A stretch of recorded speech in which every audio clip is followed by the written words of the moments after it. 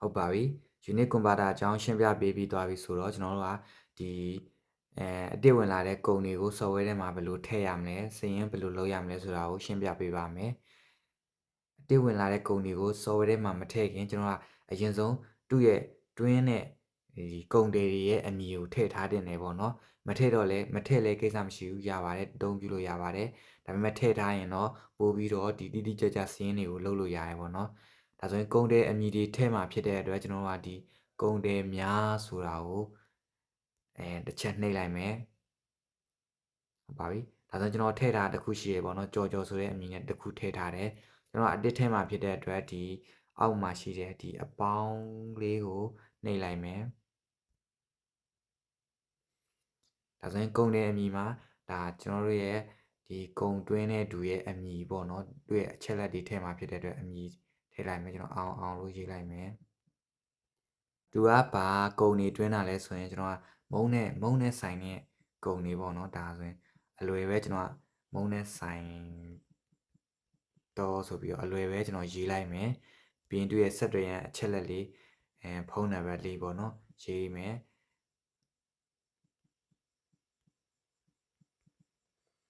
ပါပြီဒီလိုထည့်ပြီးတာနဲ့ကျွန်တော်ကဒီ add merchant ကိုနှိပ်လိုက်မယ်ဒါဆိုရင်ကျွန်တော်ထည့်ပြီးသွားပြီပေါ့နော်ထည့်ပြီးတာဖြစ်တဲ့အတွက်ကျွန်တော်စာရင်းတွေကိုပြန်ပြီးတော့ကုံအဝင်တွေကိုကျွန်တော်ထည့်မယ်ပေါ့နော်ကုန်ပစ္စည်းအဝင်အတစ်ရောက်လာတဲ့ကုန်ပစ္စည်းတွေကိုထည့်မှာဖြစ်တဲ့အတွက်ဒီကုန်ပစ္စည်းအဝင်ဆိုတာကိုကျွန်တော်နှိပ်လိုက်မယ်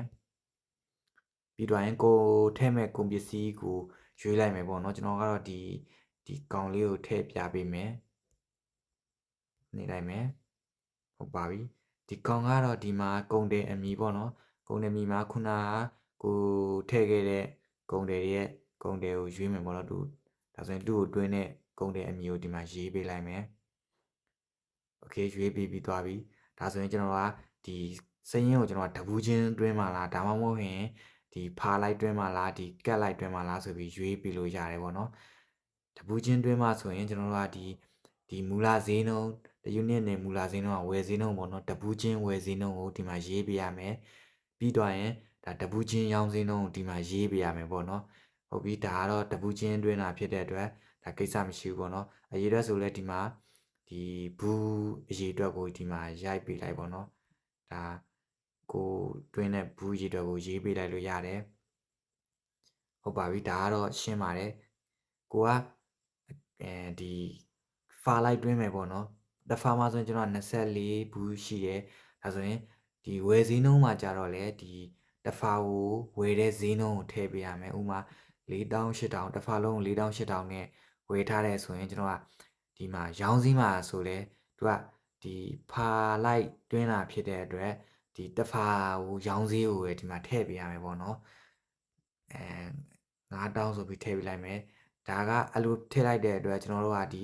တပူးချင်းရောင်းတဲ့ဈေးနှုန်းကြရင်ကျွန်တော်တို့ကဒီဓာတ်မစက်တွေနဲ့ထွက်လာတာမျိုးဖြစ်နိုင်တယ်ဒါဆိုရင်ကိစ္စတော့မရှိဘူးကျွန်တော်ပြီးရင်ဒီကုန်ပစ္စည်းကိုပြန်ပြီးတော့သူ့ရဲ့ရောင်းဈေးကိုပြန်ပြီးတော့ချိန်လို့ရရပေါ့နော်ချိန်ကြီးလို့ရမယ်โอเค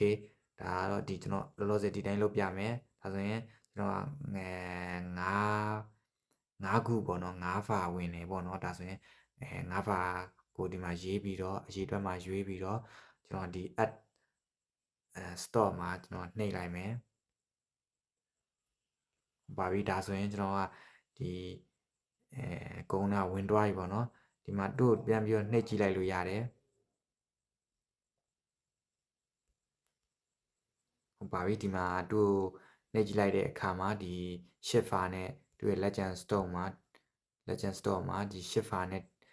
နှစ်ဘူးဆိုပြီးပြနေတယ်သူရဲ့တ unit ရောင်းဈေးကိုလည်းတ unit ရောင်းဈေးမှာလည်းဒီမှာတစ်ချက်ကြည့်လိုက်ပါတော့တ unit ရောင်းဈေးနှုန်းကလည်းဒီခုန9000နဲ့ရောင်းမှာဆိုတဲ့အတွက်ဒါတပူးချင်းကိုသူကဒါတွက်ပေးတဲ့ဈေးနှုန်းပေါ့နော်ဒါဆိုရင်ဒါဒီတိုင်းကတော့အဆင်မပြေဘူးပေါ့နော်ဒီတိုင်းအဆင်မပြေတဲ့အတွက်ကျွန်တော်ကသူ့ကိုပြန်ပြီးတော့ညှိပေးမယ်ပေါ့နော်ဘယ်လိုညှိပေးမလဲဆိုတော့ကျွန်တော်ပြန်ထွက်လိုက်မယ်ပြန်ထွက်လာပြီးရင်ဒီကုန်ပစ္စည်းစရင်းများဆိုတာကိုပြန်ပြီးတော့နှိပ်လိုက်မယ်ဟုတ်ပါပြီဒါကျွန်တော်ပြန်ညှိမှာဖြစ်တဲ့ဒီ shed ကိုညှိမှာဖြစ်တဲ့ဒီကိုညှိမဲ့ကုံရဲ့အမည်ကိုနှိပ်လိုက်မယ်ပြီးရင်ကျွန်တော်ဒီမှာ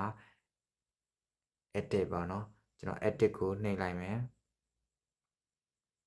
ဒါဆိုရင်ဒီရောင်စင်းနှုန်းကိုညှိမှာဖြစ်တဲ့ရောင်စင်းနှုန်းကိုကျွန်တော်ပြင်လိုက်မယ်ပေါ့နော်ဘယ်လောက်နဲ့ရောင်းမလားဆိုတော့2200နဲ့ရောင်းမယ်ပေါ့နော်ပြီးတော့ရင်ကျွန်တော်ကဒီ update product ဆိုတာကိုနှိပ်လိုက်မယ်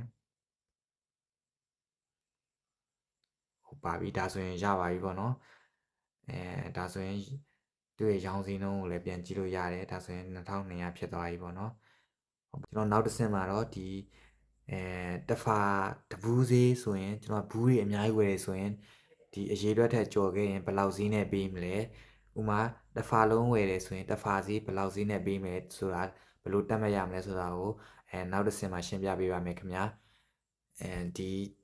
ကုန်ပစ္စည်းအဝင်ထည့်တာကတော့ဒီလောက်ပါပဲခင်ဗျာနားမလည်တာရှိရင်ကျွန်တော်ကိုတိုက်ရိုက်ဆက်သွယ်ပြီးမေးမြန်းနိုင်ပါတယ်ကျွန်တော်တနိုင်ဆုံးနားလည်လွယ်အောင်ရှင်းပြပေးပါမယ်ခင်ဗျာ